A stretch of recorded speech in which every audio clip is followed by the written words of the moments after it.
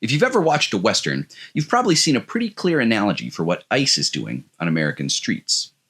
There's this really common trope in old cowboy movies and TV shows. A wealthy rancher, or sometimes a railroad company or a speculator, someone with a lot of money, puts a gang of baddies together. Black hats. They're destroying the town, shooting up the saloon, driving peaceful residents out of their homes. Terrorizing the population. Usually it's the sheriff's job to stand up to this gang of outlaws and fill them full of lead or scare them off somehow. Except in this case, the gang of outlaws are wearing badges, deputized by the state. I think I've seen that variation too. A bunch of rotten apples with badges running around like they own the place. Comply or die, which is another way of saying, do what we say or else. President Trump has this hillbilly Gestapo running around creating panic, murdering civilians on American streets. Streets that were a lot more peaceful until ICE and Border Patrol showed up. These jerks answer to no one, and our taxes are paying their salaries. Vice President J.D. Vance defended the murder of Renee Good, saying that ICE agents were protected by absolute immunity. Absolute immunity means that a government official cannot be prosecuted for any crime as long as they do it within the scope of their duties. It is absolute immunity that typically protects heads of state from being prosecuted in foreign courts, unless you're Nicolas Maduro, apparently. In the U.S., law enforcement is protected by a different shield known as qualified immunity, which does not protect them from prosecution if they violate your constitutional rights. ICE officers should not be given blanket protection to violate anyone's rights. There is a truism that authority without accountability is tyranny, and this is precisely what they're telling us they want. The more the Trump administration works to protect federal agents from liability for their crimes, the more brutal and oppressive they will get. Trump's big disgusting bill allocated $170 billion over 4 years for border and interior enforcement, an exponential increase. Just for comparison, the U.S. Army got $165 billion, about 20% of the total defense budget in 2024. ICE alone got $75 billion over 4 years, tripling their budget. Border enforcement is now budgeted like a military force. And don't forget, these massive increases are financed by slashing Medicaid and SNAP or other things that actually help the public. Meanwhile, ICE has slashed training by 2/3. What used to be a 5-month training program is now just 47 days. The Atlantic confirmed that this arbitrary number was chosen because Trump is the 47th president. ICE has committed $100 million to recruiting new agents specifically targeting Fox News viewers, fans of UFC, and gun enthusiasts. Oh, and who's helping these cowboys get ready to hit the streets? None other than the Israeli Defense Forces. Retired Green Beret Anthony Aguilar blew the whistle, saying ICE trains in Israel, then brings those same apartheid tactics back home.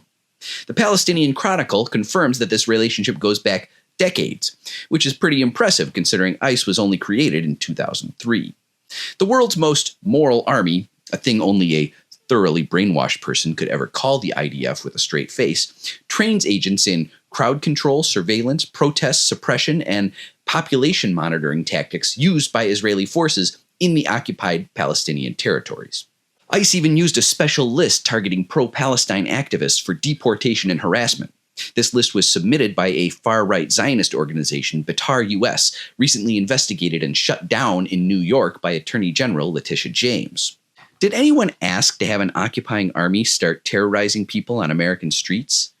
ICE's approval ratings have tanked since President Trump took office. Whereas only 19% of those polled strongly disapproved of ICE at this time last year, that number has doubled to 40%. A majority, 52%, hold an unfavorable view of ICE today. The number of Americans who want to abolish ICE is at an all-time high, 42%. And that's making ICE agents piss their pants in fear. As one Homeland Security honcho told Ken Klippenstein, there is genuine fear that indeed ICE's heavy-handedness and the rhetoric from Washington is more creating a condition where the officers' lives are in danger rather than the other way around. Pay attention to this. ICE agents are scared. Resistance tactics are working. Don't stop now. Letting ICE and Border Patrol agents know how unwelcome they are is working. Showing up and harassing them as they terrorize and arrest random members of the public is making their lives harder. Don't stop. Let's face it, ICE agents suck. They are a bleeding lesion on the American body politic. The American public never agreed to have an unaccountable army of violent, armed psychopaths roaming our streets and killing people. It is well within our rights to let them know how unwanted and unnecessary they are. We should continue making it clear to each and every one of them that taking blood money from the government to work for ICE is morally repugnant. The entire point of what ICE is doing is to scare the American public away from dissent. Don't fall for it. Don't let them take away our freedom. ICE isn't even 25 years old yet. It is perfectly reasonable, in light of current events, to demand that ICE be abolished. And unsurprisingly, the Democratic Party is slinking away from that position. Cowards. Melt ICE. Melt the entire Homeland Security apparatus down to nothing.